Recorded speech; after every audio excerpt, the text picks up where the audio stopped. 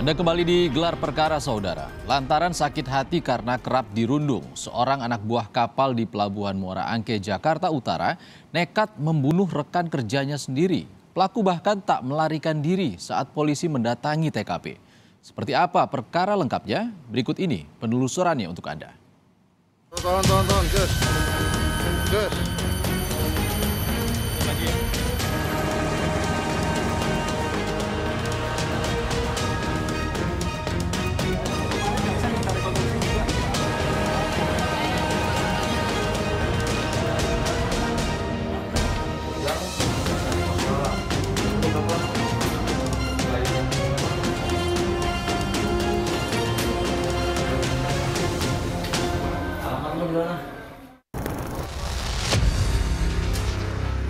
Kamis malam 2 Juni menjadi hari yang mengagetkan para nelayan Pelabuhan Muara Angke, Jakarta Utara.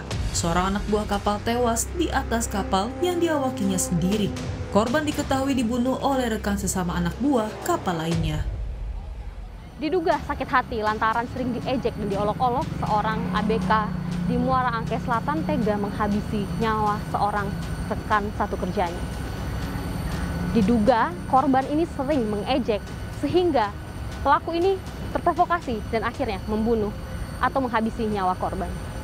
Lalu seperti apa dan kenapa akhirnya peristiwa ini dapat terjadi, saudara? Mari ikuti penelusuran kami.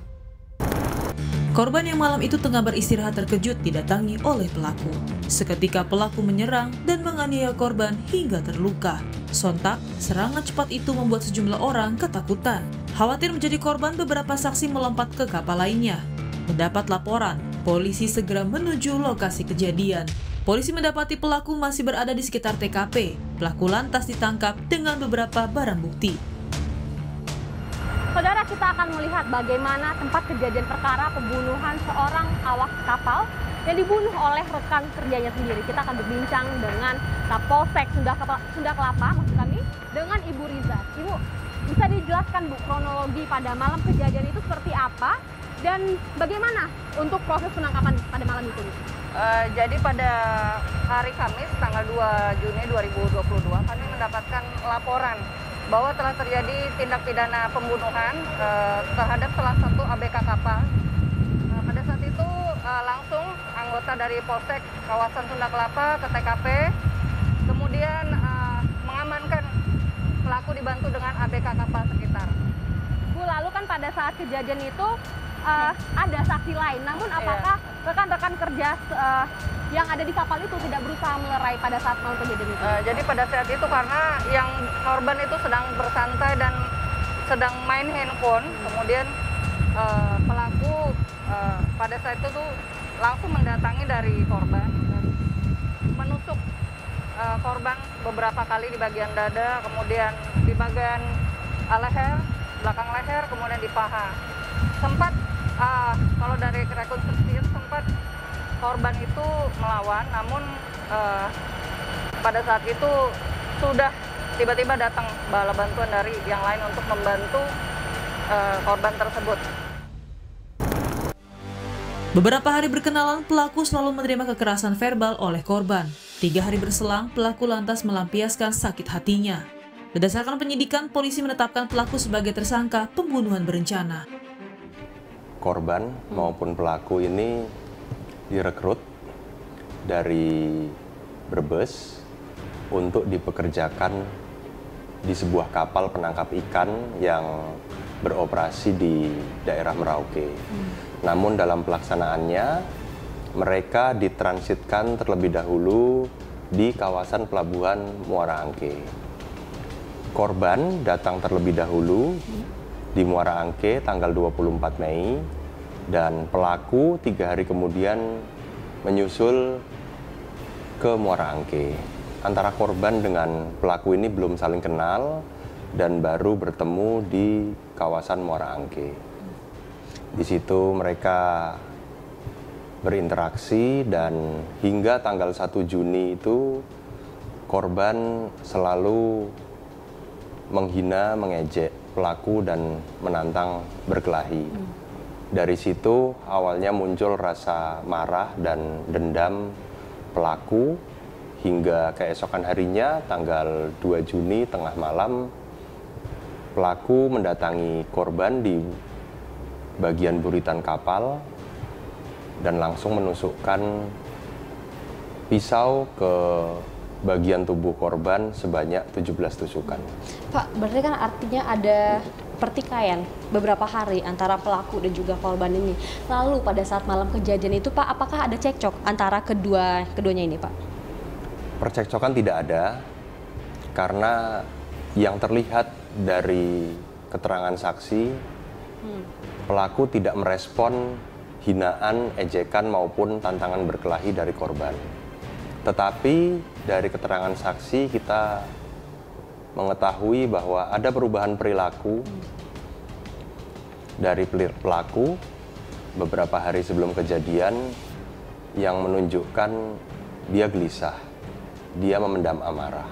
Seperti itu yang terlihat hingga di hari kejadian pelaku tanpa ada cekcok terlebih dahulu langsung menusuk korban. Pak, lalu kan tadi Bapak katakan bahwa proses penangkapan terjadi pada malam kejadian itu juga. Lalu apakah tidak ada upaya melarikan diri dari pelaku ini dan juga bagaimana sih Pak proses penangkapan pada malam itu? Sesaat setelah terjadi peristiwa dan diketahui oleh beberapa ABK di lokasi, karena lokasi merupakan tempat sandar kapal,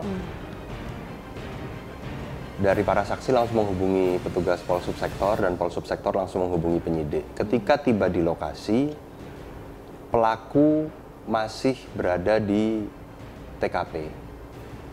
Pelaku masih ada di TKP. Petunjuknya yang ada di TKP yaitu lumuran darah yang masih menempel di tangan dan tubuh pelaku. Termasuk setelah kita sisir, ternyata pisau itu pun tidak dibuang. Pisau hanya diletakkan di bagian ujung buritan kapal dan masih berlumuran darah. Lalu apakah ada, ini bisa dikatakan adalah pembunuhan berencana Pak? Karena kan memang pada saat kejadian ini pelaku mendatangi korban pada malam kejadian itu dan kemudian langsung melaksanakan aksinya. Dari hasil olah TKP, keterangan saksi maupun barang bukti yang kita bisa dapatkan dari kasus ini, pelaku sudah mempersiapkan pisau sebelum bertemu korban. Dan pisau itu adalah milik dari pelaku. Ketika pelaku mendatangi korban, pelaku tidak berbincang atau berbicara apapun dengan korban dan langsung menusukkan pisau ke bagian tubuh korban. Di situ kita mencoba mengkonstruksikan dua pasal dalam kasus ini, yaitu pasal 340 KUHP perihal pembunuhan berencana, subsidiar pasal 338 KUHP. Kriminolog Universitas Indonesia menyimpulkan pembunuhan terjadi lantaran perilaku impulsif. Pelaku tak mampu mengontrol emosinya hingga memilih jalan kekerasan. Situasi dan keadaan lingkungan sebagai anak buah kapal menambah perilaku impulsif pelaku. Terkait pembunuhan ABK yang membunuh temannya ini, kalau misalkan dari riset kriminologi ini seperti apa sih Mbak kalau Mbak Anggi melihatnya? Baik, jadi sebetulnya dalam kriminologi itu kita biasa mengklasifikasikan bentuk-bentuk kejahatan. Nah, salah satu bentuk kejahatan yang cocok dan relevan dengan kasus ini itu kita sebut sebagai kejahatan perseorangan dengan menggunakan kekerasan.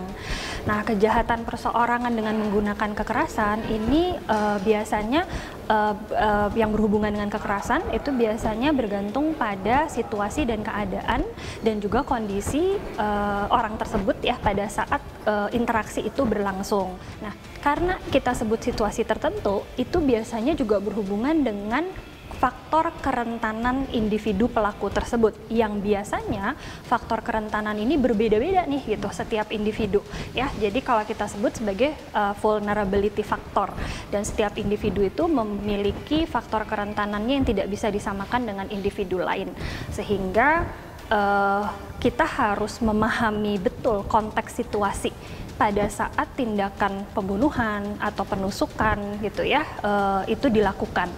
Nah, kemudian setelah mengetahui faktor situasi, kita harus mengetahui faktor kondisi pelaku gitu. Apa saja yang merupakan faktor-faktor kerentanan di dalam diri pelaku tersebut sehingga mungkin dia merasa emosional untuk suatu tindakan yang orang lain tidak menganggap itu sebagai tindakan yang terlalu menyakitkan. Misalkan pengejekan, ya, misalkan ada dari ejekan itu timbul ketersinggungan. Tidak semua individu yang diejek itu akan berakhir dengan melakukan agresivitas atau kekerasan. Namun ada individu lain gitu ya yang pada saat dia diejek secara terus-menerus gitu, dia merasakan kondisi kemarahan yang tinggi sehingga menimbulkan tindakan agresivitas yang dia lakukan. Nah, itu yang kita sebut sebagai faktor vulnerability atau faktor pemicu gitu yang setiap individu biasanya berbeda. Jadi bila seorang individu itu bereaksi secara langsung terhadap suatu impuls ini bisa ejekan ya, bisa juga tuduhan gitu. Nah, bila dia bereaksi secara langsung tanpa berpikir gitu ya, itu kita sebut sebagai dia memiliki kecenderungan yang impulsif. Jadi langsung melakukan tindakan balasan misalnya.